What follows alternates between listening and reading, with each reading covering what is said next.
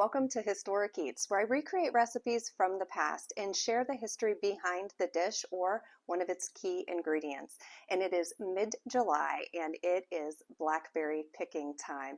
The blackberries are just growing in hedges all along the forest, and the vines are absolutely loaded this year. And so today I will be making for you Blackberry Babka. Now, surprisingly, blackberries aren't actually berries at all, but rather they're what's called an aggregate fruit. So each one of those little bumps on the blackberry is its own single individual fruit with its own seed inside. And they grow in little clusters called drupelets. Now, each one of these drupelets holds anywhere from 85 to 100 seeds. And that's the biggest complaint with blackberries is the seeds. So in today's recipe, I'm going to share with you how to remove the seeds from the blackberries, which you could use in any blackberry recipe. And it takes about 15 minutes worth of extra work, but it is possible to remove all of them, and that'll make all of your blackberry dishes more palatable. So on this channel, I share some of our traditional recipes in their most original form. And I like to share the backstory of how the recipe came about, or maybe some fun history about it. So if you enjoy that sort of thing, click subscribe and head over to my channel. You can check out some of my previous episodes and leave a comment. I would love to hear from you. So babka is a traditional sweet bread that's usually rolled up with chocolate or jam or cinnamon with lots of layers, and it's absolutely delicious. So that will be the foundation for the recipe today, and we will be rolling it up with the blackberry jam. Now, word of caution, this is going to get super messy during one part, but stick with me because I promise you that when it comes out of the oven, it is beautiful and it tastes delicious. So without any further ado, let's get started. The first step is to remove the seeds from the blackberries. Now this step is optional. So if you choose to leave the seeds in, you can go right to the next step. But to begin with seeding the blackberries, you'll need 4 cups of fresh blackberries and 2 cups of white sugar and 1 tablespoon of fresh squeezed lemon juice. And then over medium heat, all you're going to do is just warm up the berries and get the sugar to dissolve. You do not want to bring this to a boil. You just want to warm it up so that the berries begin to weep out their juice and the sugar granules dissolve. So over medium heat, this will take maybe 3 to 5 minutes. So this is starting to liquefy really nicely, and you can just take a fork and begin smashing the berries. And make sure you're wearing an apron because they will splatter everywhere. It's been 5 minutes and the blackberries have really broken down nicely. So I have a bowl with a mesh sieve on top, and I'm just going to pour the mixture through the sieve.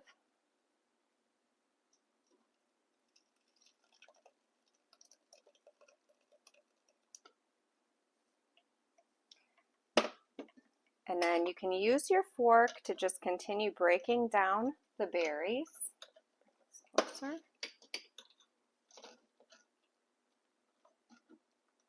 And just pushing it through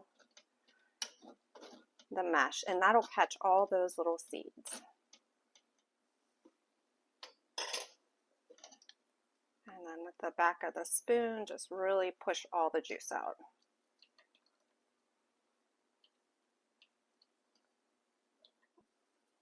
And you can just discard this pulp and continue that process until you've strained all of the blackberries.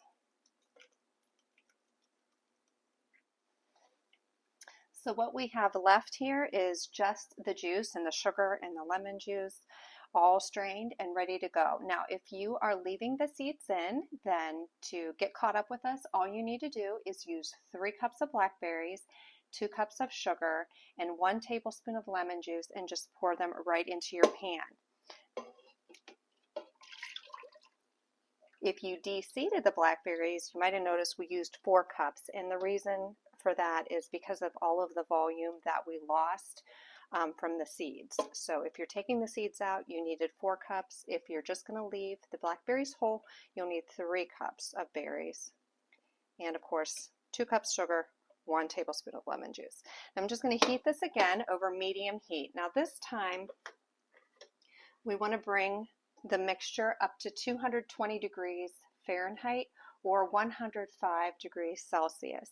Now you want to pretty much tend to it because it will bubble up and you don't want it to foam over. It'll make a big sticky mess. So just make sure that you have your temperature or your thermometer handy so you can check the temperature. And as soon as it reaches 220, you're going to just remove it from the heat. Okay, so we officially hit 220 degrees. I can remove this from the heat.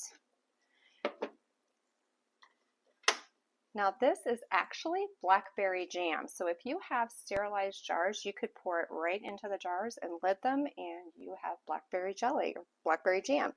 But what we're going to do now is just leave it on the counter for about 10-15 minutes to cool down a little bit on its own, and then it needs to go into the refrigerator because it'll need to be completely cold before we spread it on the dough.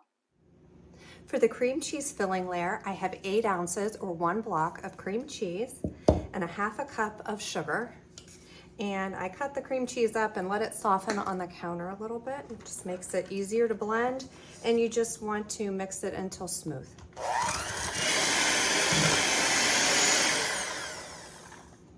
Okay, that looks good. I'll just leave this out on the counter so that it remains room temperature so it's easy to spread on the dough. To begin the dough, I have 1 cup of whole milk that I heated in the microwave to about 105-110 degrees. To that, add 1 package of yeast or 2 1/4 teaspoons and 1 teaspoon of sugar. Just mix that to dissolve the yeast, and we'll let this rest on the counter for about 10 minutes. Okay, next we'll sift together the dry ingredients. I have 4 cups of flour. To that, add 1 teaspoon of salt and 1/3 cup of sugar.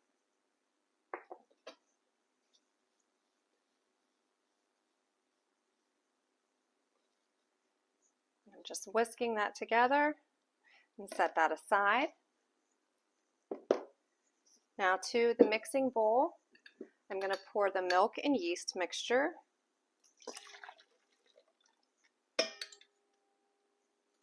And to that, I will add 2 eggs and 1 teaspoon of vanilla. And I'll get this going on low.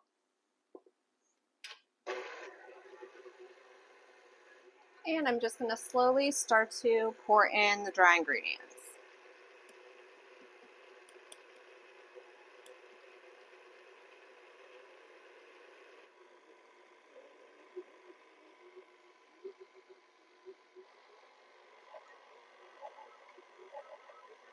Once the dry ingredients have been absorbed, switch to a dough hook and run the mixer on medium speed for 5 minutes. After 5 minutes, begin adding your butter. We have 10 tablespoons of softened butter, and just begin adding that tablespoon at a time.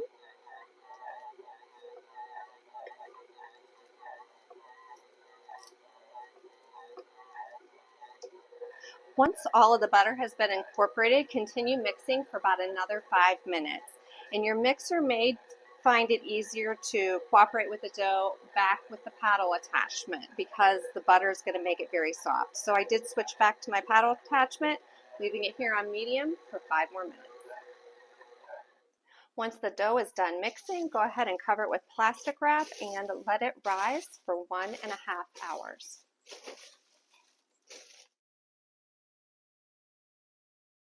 Okay, so it's been an hour and a half and the dough has about doubled in size.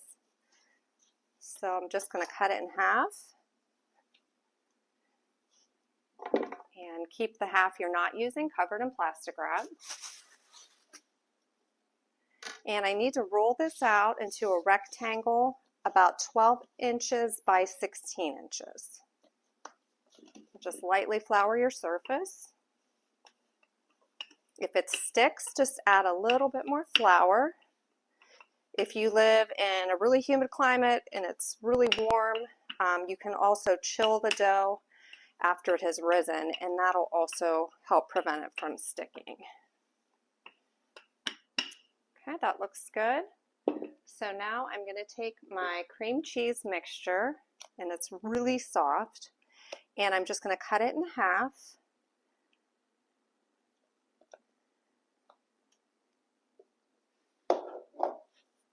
And just spread this almost edge to edge. When you get to this long side here, you want to leave this border bare.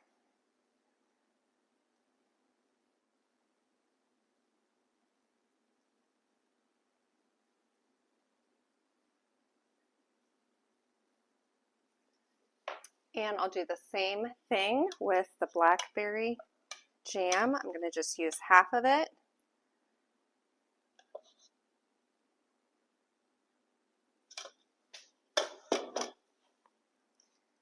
And just spread it right on top of the cream cheese mixture.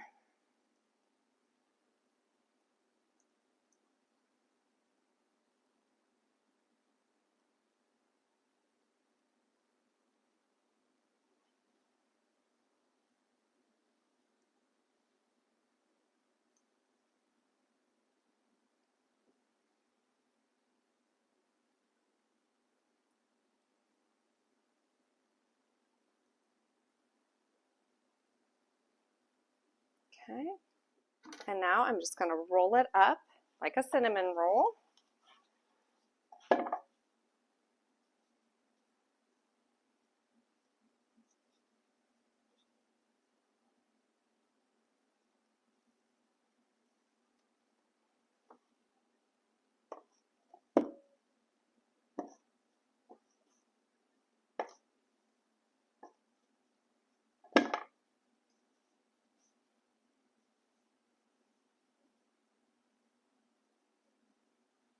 Okay, that looks good.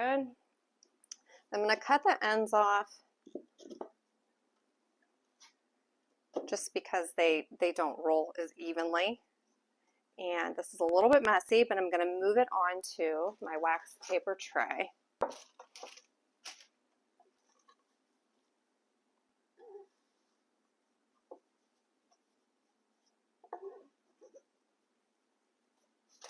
Ooh.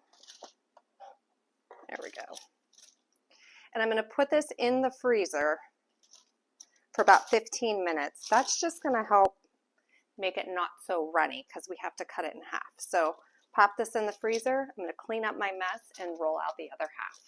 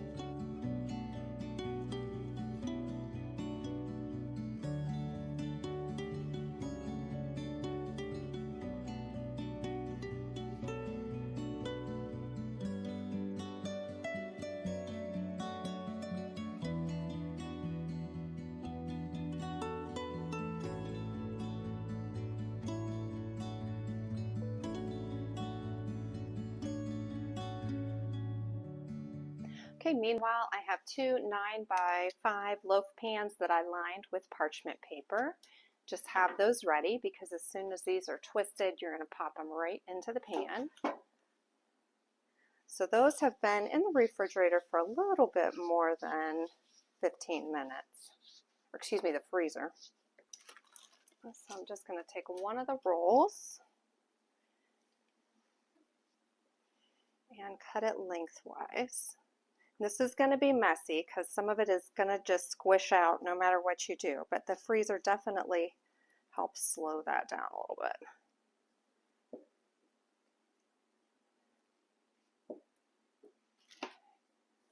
So you can see all those pretty layers.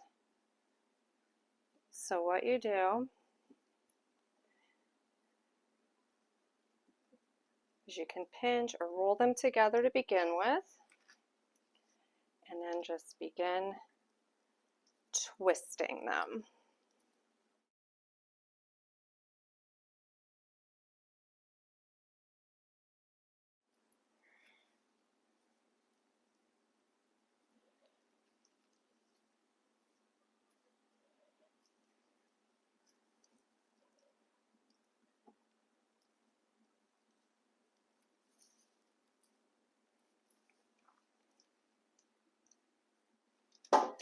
You just are going to pick it up and pop it right into your loaf pan. Now this has to raise again.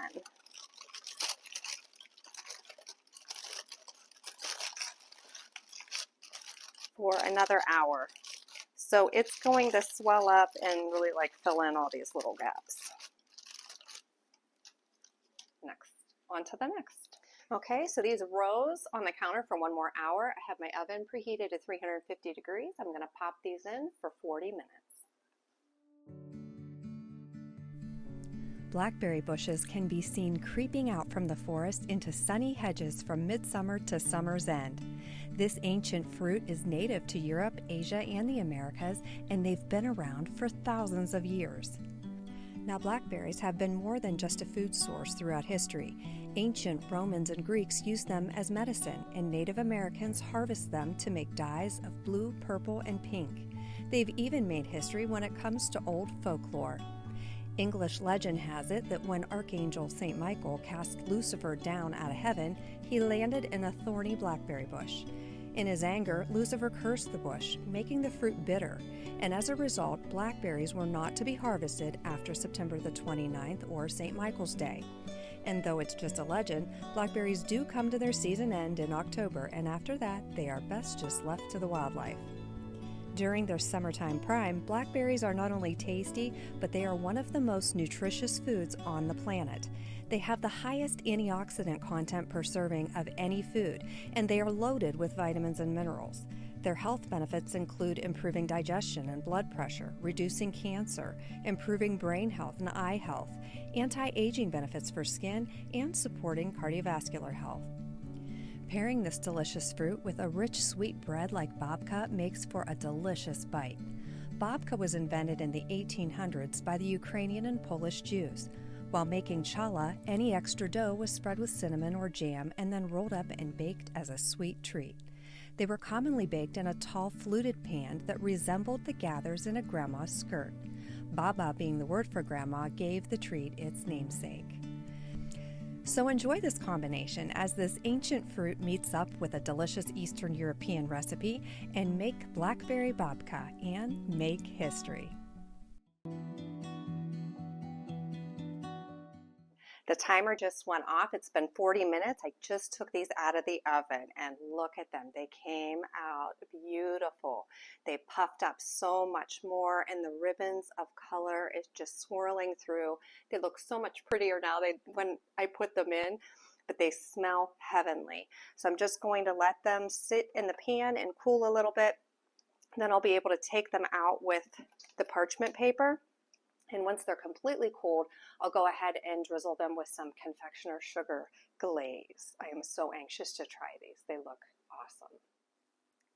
So these have cooled down enough to enjoy, and I cut one open so you can see all of those delicious layers of cream cheese, and the blackberries are all melted through, and it smells so good in here.